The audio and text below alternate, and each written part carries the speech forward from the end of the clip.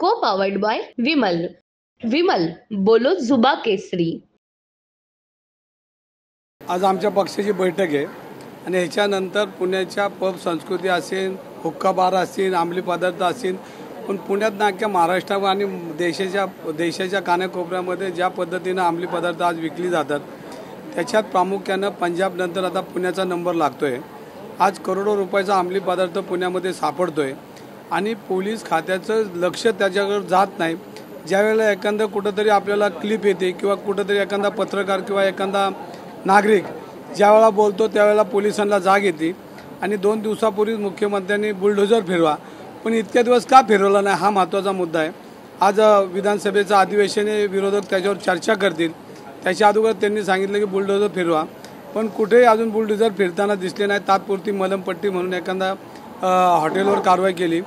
पण आज पुण्यामध्ये पब संस्कृती इतक्या प्रचंड प्रमाणामध्ये वाढलेली आहे तर गेल्या 2-3 महिन्यापूर्वी एका कारने 2 मुलांना उडवलं आणि अल्पवयीन मुलगा होता आणि त्याच्यामध्ये पहिलीच एफ.आय.आर फाडताना 2 एफ.आय.आर फाडल्या गेल्या आणि त्याच्यामुळे पहिल्या एफ.आय.आरमध्ये तो मुलगा सुटला आणि दुसऱ्या एफ.आय.आरमध्ये कोर्टाने ताब्यात घेतला. हा सगळा सारासार विचार करता त्या तपास अधिकाऱ्याला खऱ्या अर्थानं फौजदारी गुन्हा दाखल करायला पाहिजे होता, पण कुठल्याही परिस्थितीत फौजदारी गुन्हा न दाखल करता तात्पुरती मलमपट्टी म्हणून त्यांना निलंबित केले. या सगळ्या गोष्टीचा विचार करता पोलीस अत्यंत चुकीच्या पद्धतीनं पोलीस कारभार चालू आहे. वरिष्ठ जरी त्याच्यावर ॲक्शन घेत असेल तरी खालची जे पोलीस वर्ग आहे आणि त्यांना ह्या सगळ्या गोष्टी माहिती आहे. पुणे शहरामध्ये माणिकशान गुटखा कुठं मिळतो, गर्द कुठं मिळते, अंमली पदार्थ कुठं मिळतात, चरस गांजा आपण ज्या काय व्यसनं आहेत ही सातत्यानं पोलीस खात्यातील लोकांना ह्या सगळ्या गोष्टी माहिती असतात. तरी पण पुणे शहरामध्ये आज घराघरामध्ये घराच्या उंबऱ्यावर येऊन अंमली पदार्थ येऊन थांबलेला आहे आणि पुणेकर याच्यामध्ये चिंताग्रस्त आहेत. पुणे विद्येचं माहेरघर आहे.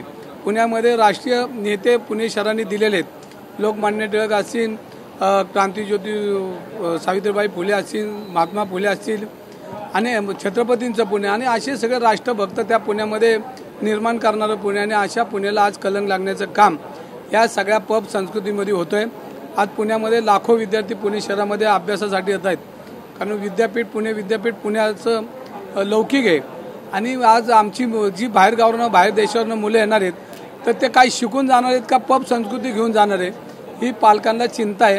ह्याच्यापुढं पुण्यामध्ये मुलांना शिकायला पाठवायचं का नाही अशी परिस्थिती आज देशामध्ये आणि देशाच्या बाहेर जी मुलं शिकायला जातात त्यांना पडलेली आहे. तर ह्याच्यावर पोलिसांनी विचार करून यालाच धरून तुम्ही ज्या पद्धतीनं पोलिसांवरती आरोप केला आहे, ज्या पद्धतीनं पुण्याच्या अनेक हॉटेल्समध्ये जे ड्रग्ज सापडतात त्याला पोलिसांचंच एक कनेक्शन आहे असं म्हणायचं. आता जिथं ड्रग सापडला तिथं रात्री 3:30 वाजता सापडला म्हणजे त्यांच्या नियमानुसार 1 वाजेपर्यंत 1:30 वाजेपर्यंत थांबतो. मग 3:30 वाजता जर एवढा धांगडधिंगा असेल तर मग पोलीस खातं, पोलीस चौकी, पोलीस स्टेशन हाकेच्या अंतर आहे. मग त्यांना कळलं कसं ना. म्हणजे ह्या सगळ्या गोष्टी पोलिसांच्या मेहरबारीवर चालतात आणि त्याला आशीर्वाद असतो.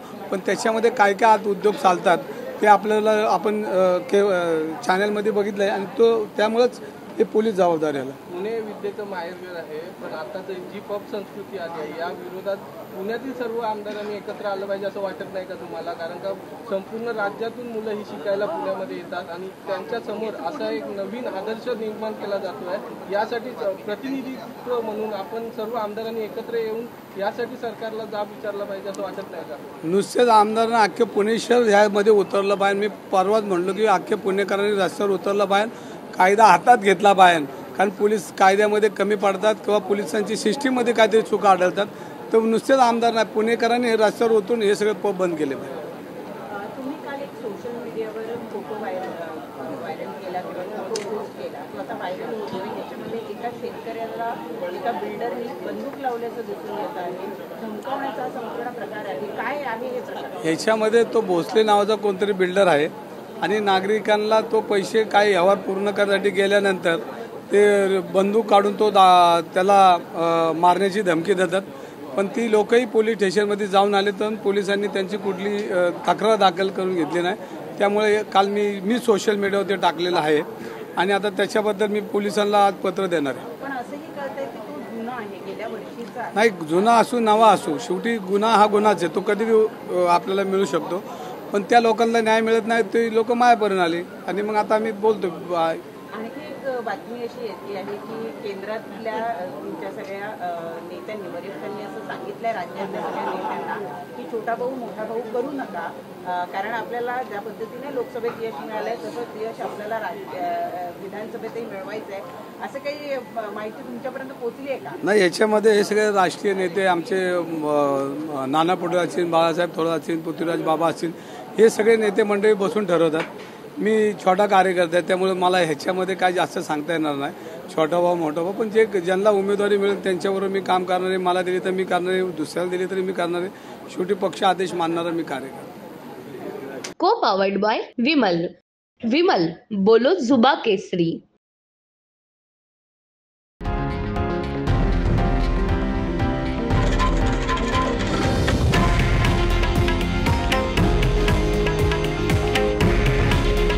हे आहे देशातील नंबर 1 न्यूज नेटवर्क आणि आपण पाहत आहात TV9 मराठी. काळजी तुमची, हित महाराष्ट्राचं.